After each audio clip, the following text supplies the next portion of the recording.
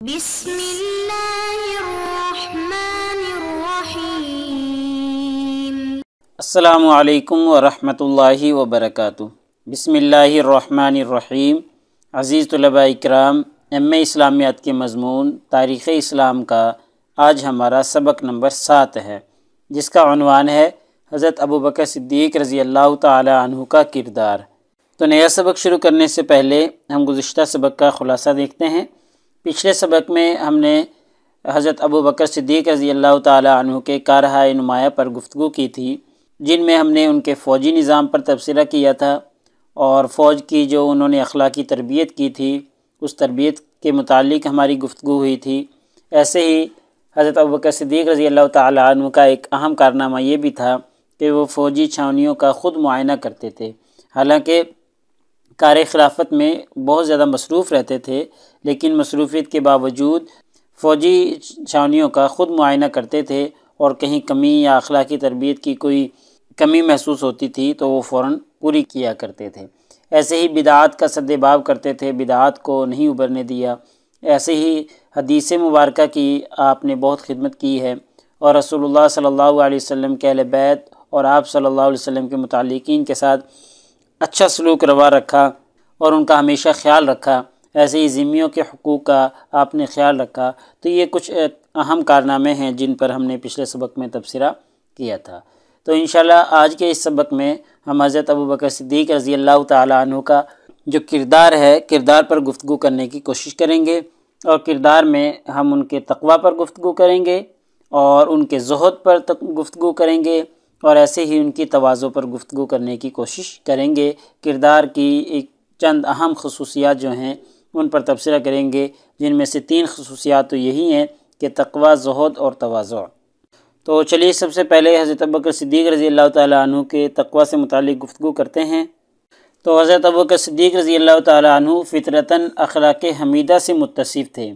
ایام جاہلیت میں بھی عفت، پارسائی، رحم دلی، راست بازی اور دیانتداری وغیرہ جیسے اوصاف آپ کے اندر پائے جاتے تھے، اور یہی وجہ ہے کہ زمانہ جاہلیت میں دیت کی جو رقم جمع کی جاتی تھی وہ آپ ہی کے پاس جمع کی جاتی تھی، کیونکہ آپ راست باز اور دیانتدار تھے۔ ایسے ہی اخلاق رذیلہ سے آپ نے زمانہ جاہلیت میں بھی بچاؤ اختیار کیا تھا اور اس سے بچتے رہے تھے، جیسے شراب نوشی، فسق و فجور اگرچہ اس زمانے میں عروج پر تھیں اور پوری دنیا میں پھیلی ہوئی تھی، لیکن پھر بھی آپ کا دامن ان دھبوں سے، ان داغوں سے اور اخلاق رذیلہ سے بچا رہا تھا۔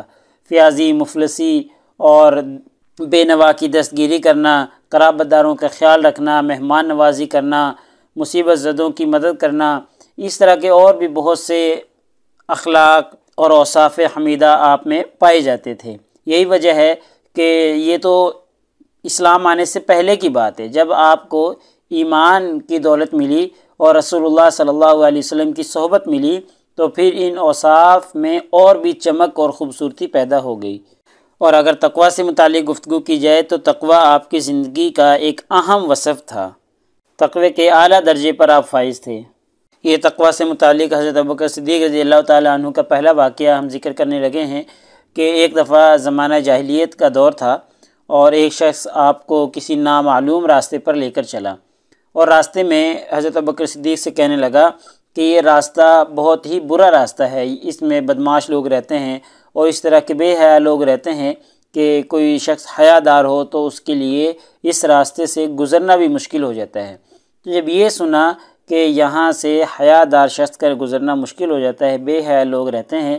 تو آپ کے جو پاؤں تھے وہ زمین نے پکڑ لیے، اور حضرت ابوبکر صدیق یہ کہہ کر واپس لوٹ آئے کہ ایسے شرمناک راستے سے میں نہیں جا سکتا۔ تو یہ واقعہ جو ہے ثابت کرتا ہے کہ حضرت ابوبکر صدیق رضی اللہ تعالیٰ عنہ کے اندر بے مثال ورع اور تقویٰ موجود تھا۔ ایسے ہی ایک دوسرا واقعہ بھی ہے آپ کے تقویٰ اور ورع پر جو دلالت کرتا ہے کہ ایک مرتبہ آپ کے غلام نے، آپ کے خادم نے آپ کو کوئی چیز کھانے والی لا کر پیش کی، تو آپ نے بھوک کی حالت میں اس کو تناول کر لیا اور پوچھا نہیں کہ کس طریقے سے حاصل ہوئی ہے۔ تو جب تناول فرما چکے تو غلام نے کہا کہ آپ جانتے ہیں یہ کس طریقے سے حاصل کیا ہوا کھانا تھا؟ تو حضرت ابوبکر صدیق نے فرمایا جی بیان کریں کہ کس طریقے کا تھا؟ تو غلام نے کہا کہ میں نے زمانہ جاہلیت میں ایک شخص کی فال کھولی تھی، اور فال کھولنا تو میں جانتا نہیں تھا، لیکن صرف اس کو دھوکہ دیا تھا، اور اس دھوکے کے بدلے میں اس کو فائدہ ہو گیا۔ جب فائدہ ہوا تو آج اسی فائدے کے بدلے میں اس نے مجھے یہ کھانا دیا ہے، یعنی کہ آج میری اس سے ملاقات ہوگی تو اس کے بدلے میں اس نے مجھے یہ کھانا دیا ہے۔ تو جب یہ بات سننا تھی تو فوراً اپنے منہ میں انگلی ڈالی، اور انگلی ڈال کر جو کچھ کھایا تھا اس کو قے کر دیا، اس کو باہر نکال دیا۔ اور اکثر آپ فرمایا کرتے تھے کہ جو جسم اکل حرام سے پرویش پاتا ہے، جہنم اس کا بہترین مسکن ہوتا ہے، یعنی وہ جہنم میں جلتا ہے جو اکل حرام سے، حرام مال سے جسم پلتا ہے۔ تو بہرحال ان دونوں واقعات سے یہ ثابت ہوتا ہے کہ حضرت ابوبکر صدیق رضی اللہ تعالیٰ عنہ تقویٰ کے اعلیٰ معیار پر فائز تھے۔ اور یہ مختصر سا جو آج کا ہمارا سبق ہے، اس میں حضرت ابوبکر صدیق کے جتنے بھی واقعات ہیں تقویٰ سے متعلق، ان کو سمجھنا بہت ہی مشکل ہے۔ تو چلیے اب ہم ان کے زہد کے حوالے سے گفتگو کرتے ہیں۔ تو حضرت ابوبکر صدیق رضی اللہ تعالیٰ عنہ جو تھے وہ امارت، دنیا طلبی اور جاہ پسندی سے قطعی طور پر نفرت کرتے تھے۔ تو اب سوال یہ ہے کہ جب حضرت ابوبکر صدیق رضی اللہ تعالیٰ عنہ امارت سے نفرت کرتے تھے، جاہ پسندی سے اور امیر بننے سے نفرت کرتے تھے، آپ کو یہ پسند نہیں تھا، تو پھر آپ خلیفہ کیوں بنے؟ پھر خلیفہ ہونے کی ذمہ داریاں آپ نے کیوں اٹھائی تھی، اور پھر مسلمانوں کے امیر المؤمنین کیوں بنے تھے؟ تو اس کا جواب یہ ہے کہ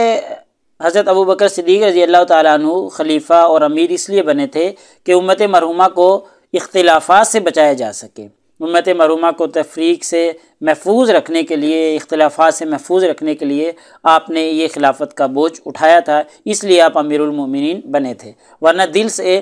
آپ اس ذمہ داری کے متمنی نہ تھے، اس کی طلب آپ کے دل میں موجود نہیں تھی۔ اور بارہا اس بات کی صراحت انہوں نے اپنے خطبوں میں بھی کی تھی، اور اس حقیقت کا واضح اعلان کر دیا تھا، اور اکثر کہا کرتے تھے کہ اگر کوئی اس بوجھ کو اٹھانے کے لیے تیار ہو جائے تو وہ نہایت خوشی کے ساتھ اس بار سے، اس بوجھ سے، اس ذمہ داری سے سبکدوش ہو جائیں گے، اس ذمہ داری سے ہٹ جائیں گے، لیکن کوئی اس کو اٹھانے کے لیے تیار نہیں ہوتا تھا، تو اس لیے پھر آپ کے کندھوں پر یہ بوجھ آ پڑا۔ اس لیے بامر مجبوری کہہ لیں، لیکن خوشی سے حضرت ابوبکر صدیق نے یہ بوجھ نہیں اٹھایا تھا، امیر نہیں بنے تھے، ان کو امارت کی طلب نہیں تھی، دنیا کی طلب نہیں تھی، جاہ پسندی کی طلب نہیں تھی، ان سے وہ نفرت کیا کرتے تھے، لیکن مجبوراً انہوں نے پھر یہ بوجھ اٹھایا تھا۔ ایسے ہی ایک شخص نے آپ سے پوچھا کہ مجھے نصیحت کیجئے، آپ بڑے بزرگ ہیں، زیادہ عمر والے ہیں، ہمارے امیر المؤمنین بھی ہیں، تو آپ مجھے کچھ وصیت، کچھ نصیحت فرما دیں۔ تو حضرت ابوبکر صدیق رضی اللہ تعالیٰ عنہ نے فرمایا کہ اللہ تعالیٰ تم پر برکت اور رحمت نازل فرمائے، نماز پڑھا کرو، روزے رکھا کرو، زکوٰۃ اور حج ادا کرو، اور فرمایا کہ سب سے بڑی نصیحت میں آپ کو یہ کرتا ہوں کہ کبھی بھی امارت اور سیادت کو قبول نہ کرنا، کیونکہ دنیا میں امیر کی ذمہ داری جو ہوتی ہے وہ بڑھ جاتی ہے، اور قیامت کے دن امیر کا جو محاسبہ ہے وہ نہایت سخت ہوگا، تو اس لیے میں تمہیں امیر بننے سے اور امارت کو قبول کرنے سے منع کرتا ہوں۔ تو دیکھیں دوسروں کو بھی امارت سے منع کیا کرتے تھے اور خود بھی اپنے اندر اس کی طلب نہیں تھی۔ حضرت ابوبکر صدیق رضی اللہ تعالیٰ عنہ زہد کے اعلیٰ نمونے تھے اور زہد کے اعلیٰ مرتبے پہ فائز تھے۔ اپنی ساری دولت جو ہے وہ راہ خدا میں انہوں نے لٹا دی تھی، اور جب آپ کی وفات ہو رہی تھی تو آپ کے اوپر قرضہ تھا بیت المال کا، یعنی بیت المال کا قرضہ چڑھ چکا تھا، اور وہ آپ نے نصیحت کی تھی کہ میری وفات کے بعد، تجہیز و تکفین کے بعد سب سے پہلے قرض ادا کیا جائے۔ تو اس لیے دیکھیں انہوں نے مسلمانوں کے بیت المال سے مسلمانوں کے ایک بھی روپیہ کو استعمال نہیں کیا، اگر کیا تو وہ بطور قرض کے کیا، اور وہ مسلمانوں کے بیت المال میں واپس کیا گیا۔ حضرت عائشہ رضی اللہ تعالیٰ عنہ فرماتی ہیں کہ جب آپ کی جاگیر کا جائزہ لیا گیا تو صرف ایک غلام، ایک لونڈی اور 2 اونٹنیاں زائد نکلی تھیں، اور پھر ان کو وصیت کے مطابق حضرت عمر رضی اللہ تعالیٰ عنہ خلیفہ دوم کے پاس پہنچا دیا گیا، اور انہوں نے اس کو بیت المال کے اندر شامل کر لیا تھا۔ اور جب حضرت عمر رضی اللہ تعالیٰ عنہ نے یہ دیکھا تو آپ کی آنکھوں سے آنسو جاری ہو گئے، اور بولے کہ ابوبکر خدا تم پر رحم کرے، تم نے تو مرنے کے بعد بھی دامن جو زہد کا تھا وہ نہیں چھوڑا، تم نے تو مرنے کے بعد بھی زہد کا دامن نہیں چھوڑا، اور کسی کو نکتہ چینی کا موقع بالکل بھی نہ دیا۔ تو اس طریقے سے حضرت ابوبکر صدیق جو تھے وہ زہد کے اعلیٰ مرتبے پر فائز تھے۔ تو اب ہم آپ کے کردار کا ایک نہایت ہی اہم وصف تواضع سے متعلق گفتگو کرتے ہیں۔ تو آپ رضی اللہ تعالیٰ عنہ جو تھے نہایت متواضع اور خاکسار تھے، اور کسی بھی کام کے کرنے کو عار نہ سمجھتے تھے۔ اکثر دیکھا گیا ہے کہ بھیڑ بکریاں تک جو ہے وہ حضرت ابوبکر صدیق رضی اللہ تعالیٰ عنہ خود ہی چرا لیا کرتے تھے، اور محلے والوں کی بکریوں کا دودھ بھی دھو دیا کرتے تھے۔ جب آپ کا انتخاب ہوا تھا، بطور خلیفہ آپ مقرر ہوئے، تو محلے کی ایک لڑکی تھی، اس کو سب سے زیادہ فکر لاحق ہوئی، اور اس نے افسوس کے لہجے میں یہ کہا کہ اب ہماری بکریوں کا دودھ کون دھوئے گا؟ یعنی پہلے حضرت ابوبکر صدیق رضی اللہ تعالیٰ عنہ اس لڑکی کی بکریوں کا دودھ نکالتے تھے، تو اب کون دھوئے گا؟ وہ پریشان ہو گئی۔ تو حضرت ابوبکر صدیق رضی اللہ تعالیٰ عنہ نے جب یہ بات سنی تو فرمایا خدا کی قسم میں اب بھی تمہاری بکریوں کا دودھ دوں گا۔ یعنی اتنے خاکسار اور اتنے متواضع تھے کہ بکریوں کا دودھ تک دھو دیتے تھے۔ ایسے ہی تواضع کی ایک اور مثال حضرت ابوبکر صدیق رضی اللہ تعالیٰ عنہ کی یہ ہے کہ ان کا چونکہ کپڑے کی تجارت کا کاروبار تھا، اور خلیفہ منتخب ہونے کے بعد بھی وہ حسب معمول کندھے پر کپڑوں کے تھان اٹھا کر بازار جایا کرتے تھے۔ تو ایک مرتبہ حضرت عمر رضی اللہ تعالیٰ عنہ سے ان کی ملاقات ہو گئی، تو انہوں نے کہا کہ اے خلیفۃ الرسول آپ کہاں جا رہے ہیں؟ بولے بازار جا رہا ہوں۔ انہوں نے کہا کہ اب آپ مسلمانوں کے حاکم ہیں، تو چلیے ہم آپ کے لیے کچھ وظیفہ مقرر کر دیں، آپ مسلمانوں کے کاموں میں ہی لگے رہیں، اب آپ یہ بازار کا کام چھوڑ دیں۔ لیکن بعد میں جب حضرت ابوبکر صدیق نے خود محسوس کیا کہ مسلمانوں کے کاموں سے اب ان کو فرصت نہیں ملتی، اب وہ اپنا کاروبار نہیں کر سکتے، تو پھر جا کر انہوں نے بیت المال سے وظیفہ شروع کیا تھا۔ آپ کے اندر عز و تواضع کی انتہا یہ تھی کہ لوگ آپ کو نبی کریم صلی اللہ علیہ وسلم کا جانشین ہونے کی حیثیت سے عزت دیتے تھے، آپ کی توقیر اور آپ کی تعظیم کرتے تھے، تو اس سے آپ کو سخت تکلیف ہوتی تھی، اور اکثر فرمایا کرتے تھے کہ لوگوں نے نہایت بڑھا دیا ہے مجھے، اور اگر کوئی آپ کی تعریف بیان کرتا، آپ کی مدح کرتا، تو آپ فرمایا کرتے تھے اے خدا تو میرا حال مجھ سے زیادہ جانتا ہے، اور میں اپنی کیفیت ان لوگوں سے زیادہ جانتا ہوں، خدایا تو ان کے حسن ظن سے مجھے بہتر ثابت کر اور میرے گناہوں کو بخش دے۔ تو اس طریقے سے آپ کے اندر عز و تواضع کی انتہا تھی کہ خلیفہ ہونے کی حیثیت سے، نبی کریم صلی اللہ علیہ وسلم کا جانشین ہونے کی حیثیت سے کبھی بھی آپ نے اپنی عزت اور اپنی توقیر نہیں کروائی، اور کبھی بھی اپنے آپ کو بڑا ثابت کرنے کی کوشش نہیں کی۔ ایک مرتبہ نبی کریم صلی اللہ علیہ وسلم نے ارشاد فرمایا کہ جو شخص تکبر سے اپنا کپڑا نیچے لٹکائے رکھے گا، قیامت کے روز خدا اس کی طرف نگاہ بھی نہیں کرے گا۔ تو حضرت ابوبکر صدیق رضی اللہ تعالیٰ عنہ نے فرمایا یا رسول اللہ میرا دامن بھی کبھی کبھی لٹک جاتا ہے۔ تو نبی کریم صلی اللہ علیہ وسلم نے ارشاد فرمایا کہ تم تکبر کی وجہ سے ایسا نہیں کرتے، جو تکبر کی وجہ سے ایسا کرے گا اس کی طرف خدا نگاہ نہیں کرے گا۔ یعنی عجز کی انتہا اور تواضع کی انتہا دیکھیں کہ